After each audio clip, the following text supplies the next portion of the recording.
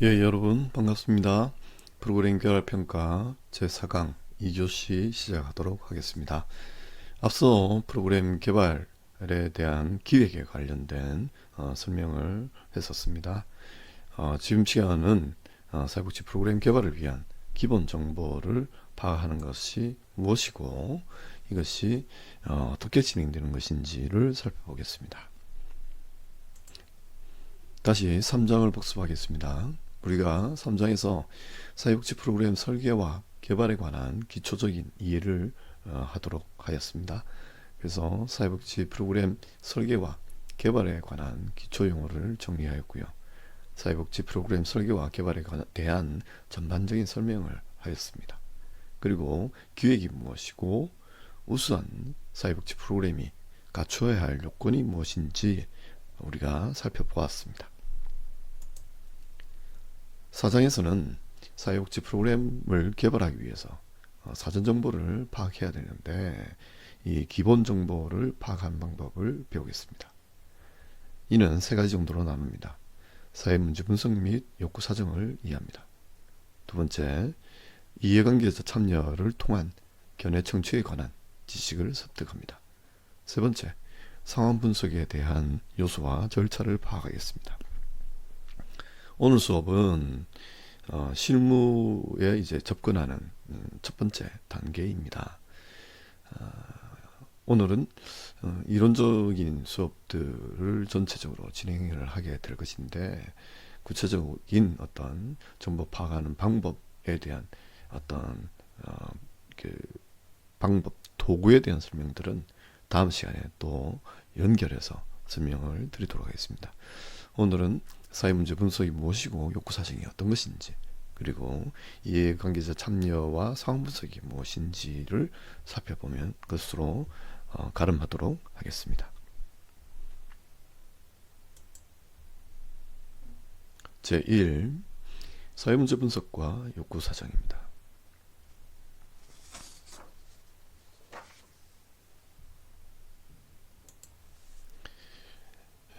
사회문제 분석과 욕구사정. 사회문제는 프로그램이 필요한 이유이자 배경입니다. 그리고 사회문제를 해결하기 위한 프로그램 개발 조건이라고 하는 것은 민감 반응력과 객관적 분석 능력이 있어야 합니다. 이 설명에 앞서서 우리가 유인물 첫 번째 페이지를 보시면 우리가 기본 정보라고 하는 것이 왜 필요하냐? 프로그램의 근거이기 때문에 필요합니다. 프로그램을 통해서 해결하고 변화시키고자 하는 바가 무엇인지 그리고 어떤 내용으로 프로그램을 구성해야 하는지 기획하는 프로그램을 실제로 운영할 수 있는지 누가 무엇으로 협력하게 될 것인지 등등에 관해서 살펴봐야 됩니다. 그래서 우리가 세 가지를 살펴보는 것입니다. 첫 번째 단계로서 사회문제 분석을 하게 되는 것인데 사회문제는 다시 말씀드리지만 프로그램이 필요한 이유이자 배경입니다. 사회문제는 인간의 기본적인 권리를 침해하게 되어 있습니다. 이렇게 기본적 권리가 침해되면 기본적 욕구가 결핍되겠죠. 그래서 우리는 사회문제를 해결하려고 하는 노력들을 수행한다라는 것입니다. 사회문제 해결을 위한 프로그램 개발 조건을 보시면 첫 번째, 사회문제에 대한 민감한 반응력이 있어야 합니다. 우리가 사회문제에 대한 깊이 있는 이해가 전제되지 않으면 우리의 프로그램을 제대로 기획할 수 없는 것이 기정사실입니다. 그렇기 때문에 사회문제에 대한 민감한 반응력이라고 하는 것은 사회복지를 준비하는 모든 전문가들이 가져야 하는 가장 기초적인 능력입니다. 두 번째, 사회문제에 대한 객관적인 분석 능력입니다. 개인적 경험이나 개인적인 사고 그리고 상식적 수준에서만 머물러 있는 것이 아니라 객관적으로 분석해야 된다라는 겁니다.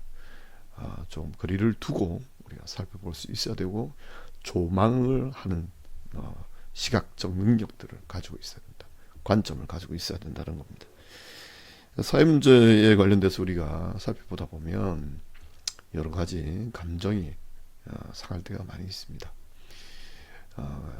될 수 있으면 우리의 감정을 개입시키지 않고 또 우리의 주관적인 판단을 개입시키지 않고 이것을 객관화시켜서 우리가 하나의 프로그램으로 만드는 것, 이것이 우리가 가져야 될 기본적인 자질이다 라고 볼 수 있겠습니다. 그렇다면 사회 문제 분석을 위해서 먼저 사회 문제에 대한 정의를 시도해 보도록 하겠습니다.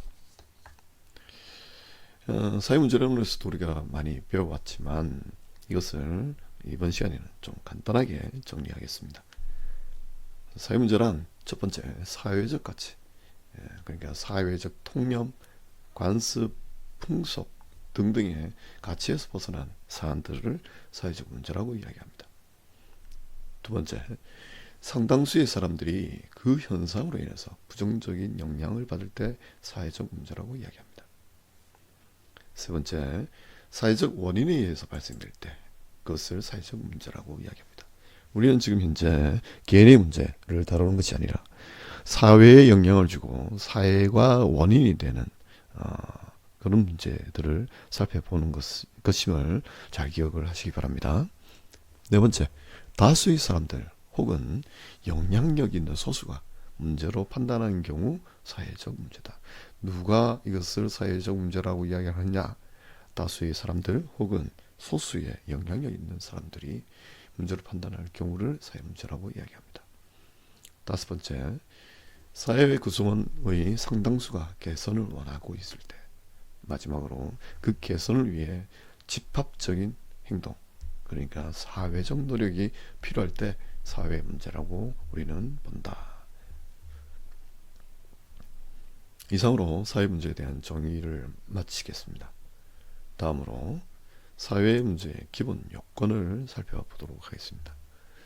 비슷한 이야기지만 사회 문제가 될 수 있으려면 어떤 요건들을 갖춰야 되느냐. 첫 번째, 누가 무엇을 사회 문제라고 주장하는가를 살펴봐야 합니다. 두 번째, 사회 문제에 대해 얼마나 많은 사람들이 인정하고 동조하고 있는가. 세 번째, 사회 문제를 경험하거나 영향을 받는 사람은 누구인가. 네 번째, 얼마나 많은 사람이 사회 문제를 경험하는가입니다. 다섯 번째, 사회 문제가 영향을 끼치는 범위는 어느 정도인가. 그리고 여섯 번째, 사회 문제의 원인이 혹은 요인은 무엇인가를 살펴보는 것이 필요하다 라고 볼 수 있겠습니다. 그렇다면 현재 한국 사회에서 아주 중요하게 생각하고 있는 당면한 사회 문제가 어떤 것이 있을까를 우리가 한번 살펴보도록 하겠습니다. 사회 문제는 궁극적으로 비인간화를 초래합니다. 비인간을 초래하는 여러 가지 사안들이 있지요. 어떤 소득이나 재산이나 능력이나 경제적인 수준이나 문화나 등등의 어떤 양극화 문제가 있을 수 있습니다. 양극화 문제. 그리고 고령화 문제가 있을 수 있겠죠. 한국 사회의 고령화는 전 세계적으로 유례를 찾아볼 수 없을 정도의 빠른 속도로 진행되고 있습니다. 그리고 세 번째, 저출생 문제가 있습니다. 그리고 경기 침체, 최근에 들어서 상당히 빠른 속도로 침체되고 있습니다. 그리고 이 실업, 불안정 고용, 파트타임이 증가라든지 등등의 여러 가지 불안정한 고용이 증가하고 있습니다. 그리고 특정 대상에 대한 차별과 배제, 많은 사람들이 사회적 관계망에서 떨어져서 고립되어 있고요. 그리고 재난, 사회적 재난, 그리고 자연적 재난들 많이 발생을 하고 있지요. 이런 여러 가지 사회 문제 요소들은 인간을 비인간화로 몰아내는 그런 역할들을, 기능들을 하게 됩니다. 그렇게 되었을 때 사회의 모습들은 해체 사회, 그리고 문망사회. 문망사회라고 이야기하는 것은 꿈을 꿀 수 없는 사회, 희망을 가질 수 없는 사회를 이야기합니다. 그리고 시기사회, 배제사회 등등의 사회적 특성을 가지게 됩니다. 그래서 우리는 이런 사회 문제에 대해서 적극적으로 대처하는 노력들을 프로그램적 노력들을 수행을 해야 된다라고 볼 수 있겠습니다. 우리 지역의 사회 문제 구조를 이렇게 도표화해서 살펴볼 수 있겠습니다. 럽튼과 파워의 이야기입니다. 취약계층이 밀집하게 되는 이유들은 경제적으로 어떤 주도권을 가지지 못하는 사람들이 양극화를 영구적으로 당하고, 그러면서 주거가 잘 사는 사람들과 못 사는 사람들끼리 분리가 일어나게 되고, 그린 지역 조건들, 그러니까 지역사회 내에서의 가까이 있는 지역사회 조건들, 그러니까 병원의 여부라든지 아니면 문화시설이라든지 여러 가지 우리가 인간으로서 누려야 될 기본적 욕구를 충족시킬 수 있는 어떤 지역 조건들이 차이가 나게 된다라는 거죠. 이런 것들이 취약계층들을 밀집하게 만들게 되고, 그래 되면 사회적 문제를 내포한 가구를 증가시키고 문제 가정을 증가시키면서 저소득 개인들을 증가시키게 됩니다. 이것이 계속 이런 순환 과정을 통해서 악순환들이 일어나게 되겠죠. 그래 됐을 때 우리는 사회적 질서가 결핍되는 것들, 그리고 개인들은 인지된 무기력으로 인해서 더 이상 자립이나 자활에 대해서 생각하지 않게 되는 상황에 이르게 될 수도 있습니다. 그리고 여러 가지 사회적 조직들이 위축하게 되면서 또 공공 서비스까지 비효과성을 발휘하게 될 수 있습니다. 이랬을 때 우리는 총체적인 지역사회의 문제들을 이제 또 안게 되는 것이겠죠. 이것을 해결하기 위한 우리가 노력들이 사회복지 프로그램이다 라고 볼 수 있겠습니다.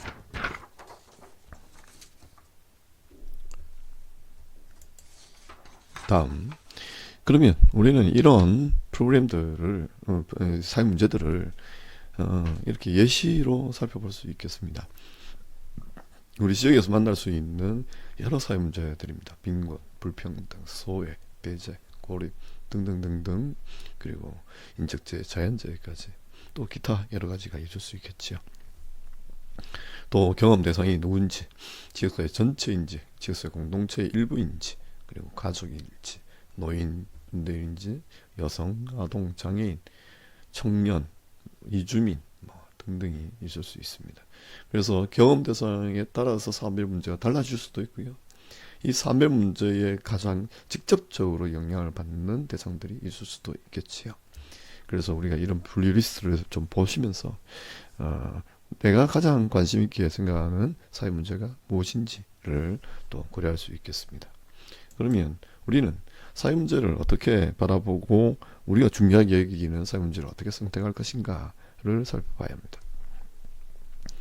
어떤 문제가 가장 중요한 것인가를 우리가 판단 내리는 것은 상당히 어렵습니다. 어렵다기보다 상당히 좀 불가능에 가깝습니다. 우리는 이런 많은 다양한 관점들이나 견해라든지 경험이라든지 의견이 서로서로 충돌을 하기 때문에 가장 중요한 사회 문제가 이것이다 라고 합의를 내리기가 쉽지가 않습니다. 예를 들어서 장애인의 고립 문제와 아동 학대 문제 중에 어느 것이 더 심각하고 또 어느 것이 더 빨리 해결돼야 되는 것인가를 따질 때 우리는 기준을 만들어내거나 또 의사결정을 하는 것이 쉽지가 않습니다. 또 사회 고령화 문제 혹은 청년 실업 문제 중에 어떤 것이 더 중요한 것인가 또 또한 우리가 판단 내릴 수가 없습니다. 우리는 다수의 의견을 따라야 될 것인지 아니면 사회적 분위기를 따라야 될 것인지, 소수의 고통들이 아주 중요하니까 소수의 인권 침해를 또 우리가 더 중요하게 생각해야 되는 것인지에 대한 판단을 또 해야 합니다. 이 모든 것들이 사실상 어떤 가치관과 세계관 그리고 이론적 수용성에 따라서 모두 달라지게 됩니다. 어떤 문제를 선택해서 이것을 해결했을 때 파급 효과를 가져와서 일시에 모든 사회의 문제들을 해결할 수 있는 방법은 존재하지 않습니다.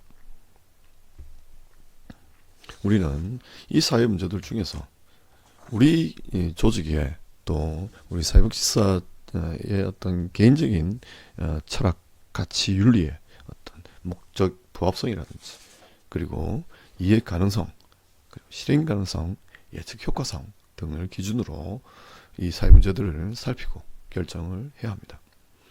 사회의 변화 과정이라고 이야기하는 것은 마치 웅장한 대성당을 짓는 것처럼 아주 오랜 동안의 시간이 필요합니다.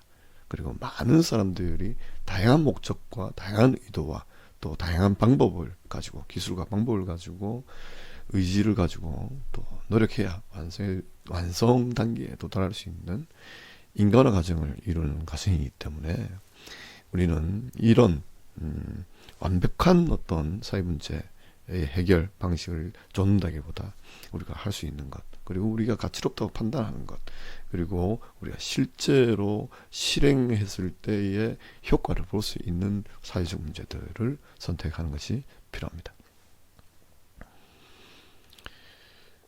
그랬을 때 이제 예시들을 제가 유인물에서 설명을 하고 있습니다. 5페이지부터 시작해서 6페이지까지 쭉 설명을 하고 있습니다.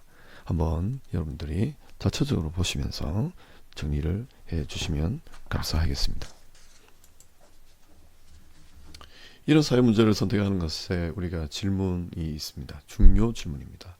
이 중요 질문에 대해서 우리는 언제든지 답을 할 수 있도록 준비해야 합니다. 첫 번째, 누구를 어떻게 변화시킬 것인가?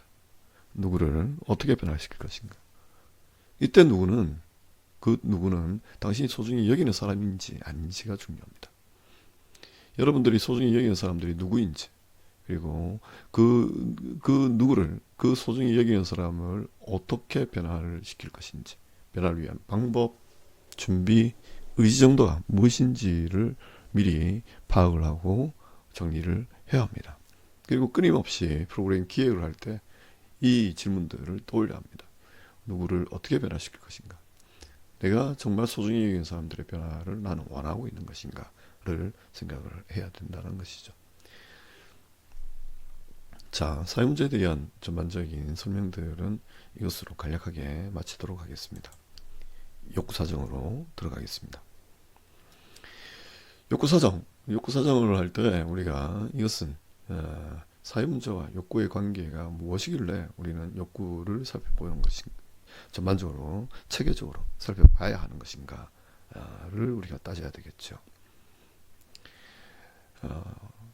이 도해를 보시면 이제 우리가 문제 분석 과정, 문제 해결 과정 이렇게 되어 있는데, 우리는 사회복지 실천 활동이라고 이야기하는 것은 실제로 문제들을 직접적으로 해결하려고 하는 어떤 시도들보다도 욕구의 결핍을 해소하려고 하는 노력들을 더 많이 활용합니다. 왜냐하면 문제에 포커스를 맞출수록 우리는 그 대상들의 낙인을 부여하기가 더 쉽습니다. 예를 들면 청년 실업이다. 이게 상당히 큰 문제죠. 청년 실업, 그러면 실업한 청년, 미취업한 청년을 이야기합니다. 미취업이라고 이야기하는 어떤 부정적인 인식을 청년에게 부여하는 경향들이 자연스럽게 생기게 되는 것이죠. 그렇게 되면 우리는 이것을 어떻게 생각할 수 있냐면 스스로의 자아 실현을 위해서 욕구를 가지고 있는데 이 욕구가 채워지지 못하고 있는 상태다라고 볼 수도 있습니다.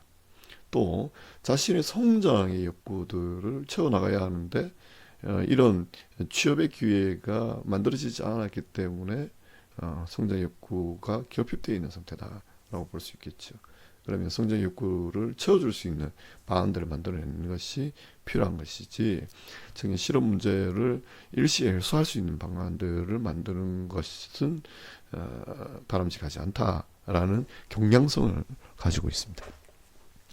그래서 우리가 문제 분석 과정을 볼 때는 사회의 근본 문제라는 것이 있습니다. 비인간화를 초래하는 불평등이라든지 상품화. 최근에 이런 이제 상품화라는 문제들이 상당히 많이 있지요. 인터넷이라든지 SNS에 성착취물 같은 동영상들이 돌아다니는 것들, 또 자신의 어떤 몸이나 지식의 수준이라든지 지위, 사회적 지위들을 어떤 돈으로 다 환산한다든지 이런 것들을 우리는 상품화라고 볼 수 있습니다. 이런 상품화와 불평등으로 인해서 비인간화를 초래하는 사회의 근본적인 문제가 있다.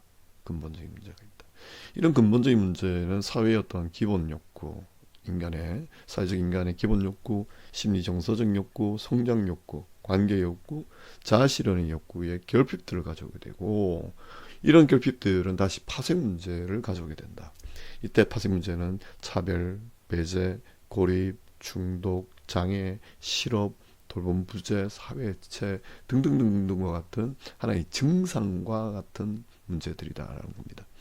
이 문제들이 다시 또 우리들의 기본, 인간으로서의 기본 욕구라든지 심리 정서 욕구라든지 성장 욕구라든지 관계 욕구 등등을 해치게 된다는 겁니다.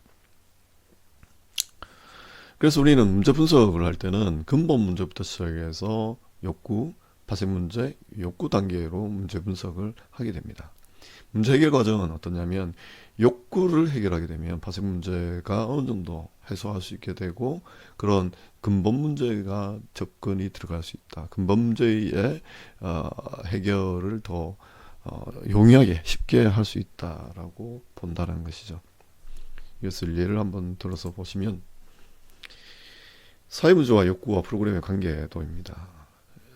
예를 들어서 최근에 1인 가구 청년, 1인 가구 노인분들도 구독사가 많지만 1인 가구 청년의 구독사도 빈번하게 발생을 하고 있습니다. 안타까운 일입니다. 이런 사회적 문제는 왜 일어나느냐라고 우리가 판단을 해볼 때 빈곤이라든지 불평등이라고 하는 경제적 문제 때문에 일어날 수 있습니다. 그리고 고립, 사회 해체라는 것이 거기에 더 가미가 되겠죠. 관계 문제. 실제적으로 미취업되어 있는 상태이기 때문에 고용 문제 등등의 문제들이 이렇게 복합적으로 존재합니다. 그러면 욕구가 어떻게 발생되느냐? 빈곤, 불평등에 의해서는 기초 생존에 대한 욕구가 발생하겠죠. 의식주에 혹은 의식주, 그러니까 주거라든지 등등의 인간으로서 생활하는 때 누려야 될 기초 생존에 대한 욕구가 결핍될 수 있습니다.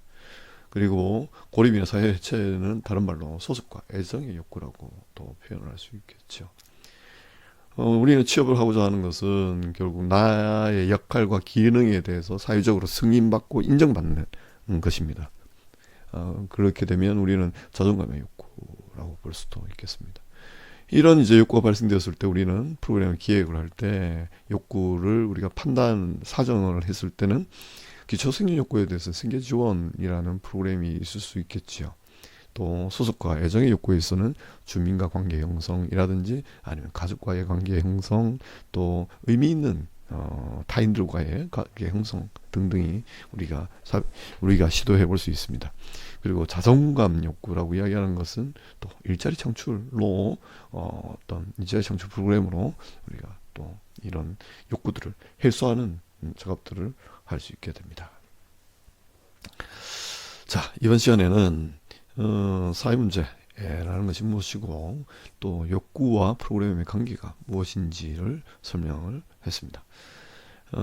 다음 시간에는 이제 구체적으로 욕구란 무엇이고 이것을 어떻게 사정하며 상황 분석과 이해관계자를 어떻게 우리가 관리해 나가는가를 설명하도록 하겠습니다. 수고하셨습니다.